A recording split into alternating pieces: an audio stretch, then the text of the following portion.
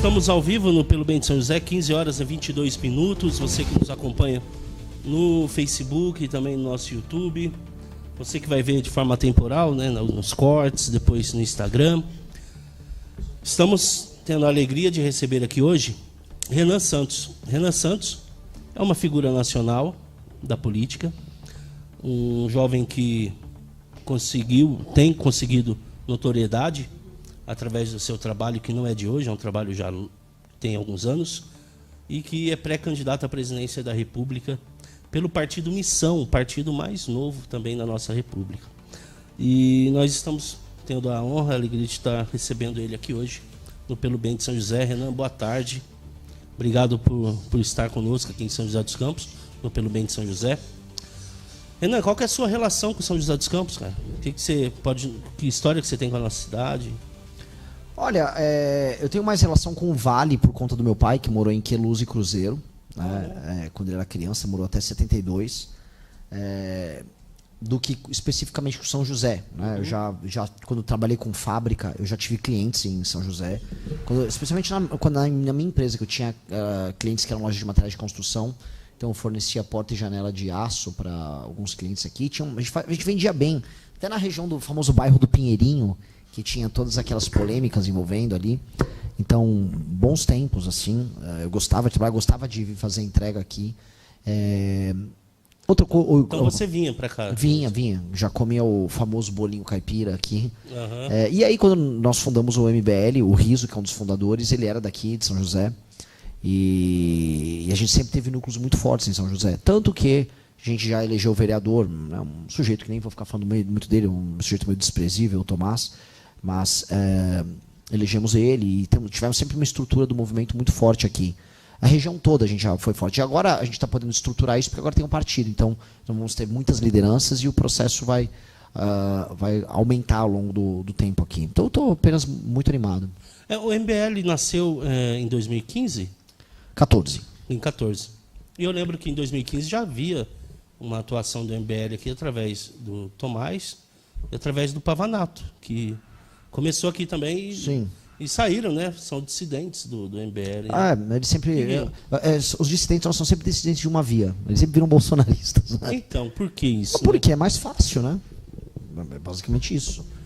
Tem mais aceitação, né? Você pega um público que não é muito crítico e que apenas gosta do Bolsonaro e você fica falando que esse público quer ouvir.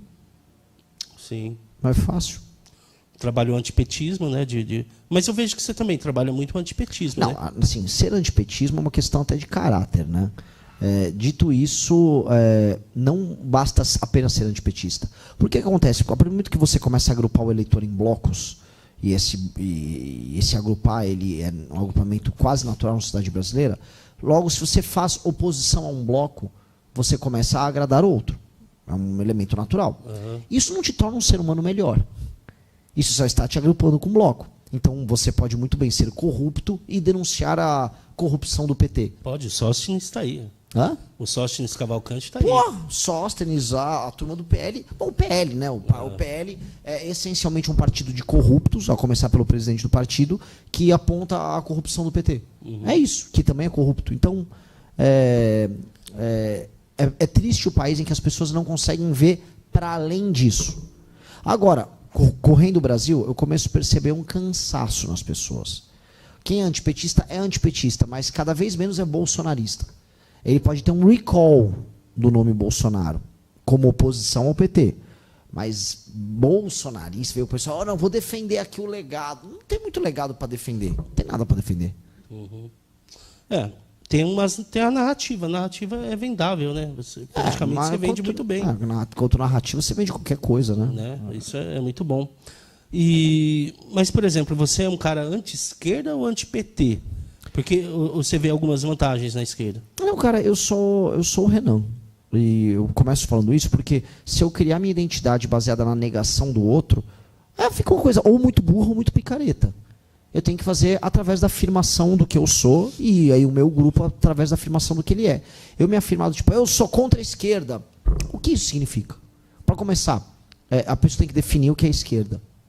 Depois que definir o que é esquerda, você tem que falar o seguinte: quais práticas que você faz que a esquerda não faria? E quais práticas definem você para além disso? E aí você vai começar a perceber que a maior parte desses caras, eles são apenas vazios. Então, um cara que fala, eu sou contra o PT, tá, mas e se teu escândalo de corrupção não é petista? Ah, é corrupção ou não é? Aí depende, aí depende, entendeu? Então, eu prefiro não entrar nessa definição. Assim, ó, eu tenho uma perspectiva de mundo assim assado, eu tenho um plano para o Brasil assim assado, eu tenho um projeto para o Brasil assim assado. E essa é a nossa característica. Hoje em dia, se você for se olhar em termos clássicos, é um projeto que você vai colocar à direita. Agora, é uma direita que se afirma, não uma direita que é só, tipo, eu não sou tal coisa. Porque eu volto a falar, é muito preguiçoso você só falar que não é. Eu sou anti-PT, eu sou anticomunista. Isso é preguiçoso. Tanto por isso que o bolsonarismo é preguiçoso. É um grupo que não tem muito o que propor. Olha só, estou combatendo aí a hipocrisia. É isso que eles falam, estão sempre combatendo a hipocrisia da esquerda. Olha só, a esquerda falou que gosta do povo, mas os seus líderes são ricos. Tá? Os bolsonaristas defendem e têm alianças com igrejas evangélicas que pregam um cristianismo que eles não vivem na vida real. E aí? Também é hipócrita? Lógico que é. Então como é que lida com isso? Então a hipocrisia de um pode, do outro não pode. Você tem que afirmar algo, cara, além de ficar negando ou denunciando, pura e simplesmente. Eu te perguntei isso porque eu estava acompanhando os stories seu hoje. Você falou, estou indo para o Vale do Paraíba, você citou o ITA, você citou o CTA, e você citou a Vibraz, por exemplo. A Vibraz, ela passou por um período de 4 anos de greve e ela acabou o estado de greve agora, essa semana passada, através de uma luta do Sindicato dos Metalúrgicos. E engraçado é que assim, um dos beneficiários foi o pai do Pavanato, que era funcionário da Vibraz. Então, eu queria saber sua visão sobre isso, sobre os sindicatos, se realmente são todos ruins, ou não tem alguma coisa que se aproveita, etc.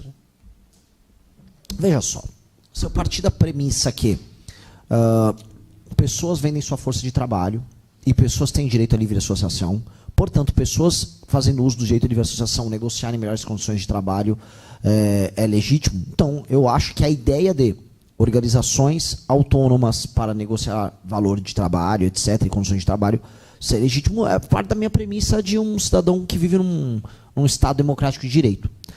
Eu não gosto não só da ideia de unicidade sindical, mas a ideia de que os sindicatos eles terão um monopólio sobre temas e regiões. Eu acho que qualquer um pode se organizar para negociar com uma empresa melhores condições de trabalho. Então, eu acho que assim, é legítimo a organização. O que eu não gosto é o modelo atual, que é um modelo mafioso. Os sindicatos são máfias. Inclusive se matam. Tem um caso agora em Sorocaba, envolvendo o sindicato de prestadores de serviço na área de transporte. É horroroso. É máfia. Um matou o outro. Há exploração do trabalhador, há corrupção nisso. Agora, se houver concorrência, não que não deixará de haver, vamos dizer, corrupção no setor, ou a representação será perfeita. Nunca nada é perfeito. Mas é melhor. Eu acho que a ideia de você ter concorrência e você ter sindicatos que não são voltados à perspectiva revolucionária B ou C, mas sim, sabe, entender que, olha, temos uma categoria que quer vender melhor sua força de trabalho. É do jogo. É do jogo e não tem problema nenhum nisso. Minha leitura é essa. Tanto que, só para ficar claro, aqui vocês têm um dos piores sindicatos metalúrgicos de todos. Tem um cara que é o cara da GM. Até tem que lembrar, até eu ia gravar um vídeo sobre ele, tô até esquecendo. É um cara. Macapá, Mancha, Weller. É o Mancha, cara, é o cara do PSTU. Esse cara. Deve ser o Mancha. Assim, esse cara foi reintegrado agora, acho que foi na GM. Isso, Mancha. Um sujeito, cara. Um sujeito que fica fazendo uma campanha contra a própria empresa. Tudo dele tem que ser afrontoso. É um negócio muito escroto. Qual o sentido de você ir trabalhar num lugar que você odeia? É uma militância política garantida por decisões judiciais. Isso do ponto de vista das relações humanas e sociais, que é o trabalho basicamente uma tarefa cooperativa, que você tem que fazer de boa vontade. Um sujeito desse não faz, o sujeito desse é um agitador, não faz bem para ninguém. E a empresa ser obrigada a reintegrar um cara que está lá dentro sabotando a própria empresa, isso é um negócio horroroso. Sim, e falando em questões trabalhistas, qual é que é a sua posição sobre o fim da jornada 6x1? Eu sou a favor do fim da CLT. Eu sou a favor que, dado um conjunto... Tipo Argentina, mano? Tipo, vou dar um exemplo, tipo Vietnã. Eu quero uns regimes trabalhistas mais abertos, tipo a China, tipo os países do Sudeste Asiático, lugares que estão crescendo a taxas muito maiores do que o Brasil, que engessou o mercado de trabalho dele nos anos 40. Eu acho que a gente tinha que ter... Assim, a gente ficou por muito tempo se comparando à Europa. Né? Um lugar que tem uma produtividade muito maior, um capital convertido em tecnologia há muito mais tempo do que o nosso, enquanto a gente não entende que a gente concorre com o México, com o Vietnã, com a Indonésia, com... Mas você acha que isso melhora a vida da população? Mas é óbvio, óbvio. A liberdade laboral é correlacionada com melhorar a vida das pessoas. Especialmente melhora a vida do patrão. Não, melhora a vida de todo mundo. Melhora a vida de todo mundo. Então, mas aí eu vou ter... É que não quero cair nesses exemplos lacradores, mas por que as pessoas saem de lugares extremamente regulados em termos laborais e vão para lugares menos regulados? Por exemplo, os Estados Unidos da América. Já não estão indo mais tanto. Não, imagina, não estão vindo. O maior problema... O Trump foi eleito com o tema da imigração. Não, o tema central foi a imigração. É justamente as pessoas estão saindo de lugares mais regulados, não só mais regulados, mais pobres também. Mas eu posso pegar outra estatística. Vamos pegar aqui lugares que tiveram maior crescimento do PIB no mundo nos últimos anos. Vamos pegar a China. Vamos pegar o Vietnã, que teve agora um processo de industrialização. Vamos pegar a própria Índia, que vem crescendo. Compara as leis trabalhistas deles com a nossa. Você está, na prática, fazendo pessoas enriquecerem, melhorarem a vida delas, a economia crescer, as empresas também crescerem, e me parece bom para todo mundo. Você acha, então, que o Milei acertou, tirando... Eu acho que o Milei vem acertando em praticamente tudo. A Argentina era uma economia desgraçada. Se você fosse para a Argentina há 2... Não é que ficou perfeito. Ainda vai ficar muito melhor. Mas o modelo argentino não tinha nenhum sentido.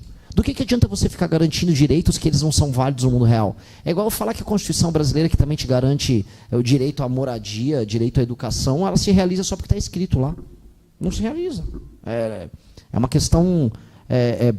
nominal, você bota no papel, mas é apenas algo nominal, não é algo concreto. Você já foi CLT?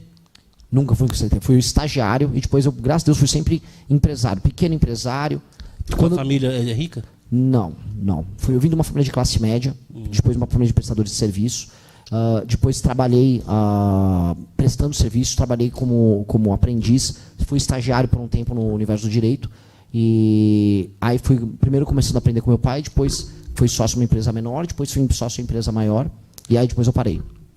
Tá, mas... Parei no sentido de trabalhar com o universo de metalúrgica, depois eu fui prestador de serviço. Então você acha assim, que 13º, férias, fundo de garantia, isso deixa não deveria existir? Isso deixa para o trabalhador decidir. Eu tenho certeza que, assim, dado que o 13º não existe, o 13º é apenas o salário anual da pessoa, que é repartido em 13 vezes e não em 12, né? Porque o custo para o empregador é o mesmo. Mas o empregador não pagaria se não fosse o empregador ele paga um custo anual que está dentro da planilha de custos dele. Não é porque você repartir, eu posso repartir em 15 vezes o salário do cara. Se o custo ficar inviável para o empregador, ele não vai pagar. Se você quiser, pode repartir em 20 vezes. Eu faço o 20º salário. Agora, o custo é determinado por uma série de coisas. Se o seu preço final de um produto ficar inviável para ele ter escala, você não vai ter produção. Se a concorrência internacional destruir o seu preço, não adianta nada. Então, na prática, a gente está vendo as pessoas indo para a informalidade e trabalhando de outras maneiras. Hoje, uma pessoa prefere ser um atendente no supermercado CLT, ou ela prefere ser um Uber? A pessoa prefere ser um Uber. Ela consegue fazer a escala de trabalho dela, de acordo com a autonomia dela, e ela não tem 13º, não tem essas coisas. É que as pessoas não pensam muito no futuro, né, Renato? Mas eu acho que uma pessoa que prefere ser um caixa do supermercado do que um Uber hoje, ela realmente pensa menos no futuro dela. Ela vai ganhar menos? Lógico. Não, ela mas ganha tem menos. Seguridade social. Que seguridade social, cara? Você tem uma aposentadoria que talvez a gente consiga manter se a gente reformar? Que seguridade? Que autonomia ela tem? Que capacidade de poupança ela tem? Ela não tem nada.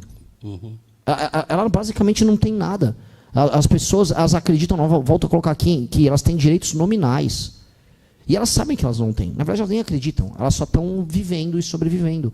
E elas não têm capacidade de fazer o exercício de negociar a própria hora de trabalho dela, montar as escalas de trabalho dela. E eu acho isso muito ruim. De verdade, muito ruim. Foi um modelo que foi desenhado nos anos 40, nos anos 50, mas o mundo não é mais esse. E nem foi bom naquela época. Nem foi bom. O Brasil ele tratou de se engessar todo aos moldes europeus sem ter se industrializado, sendo ainda um país rural e pobre, que era o Brasil dos anos 40.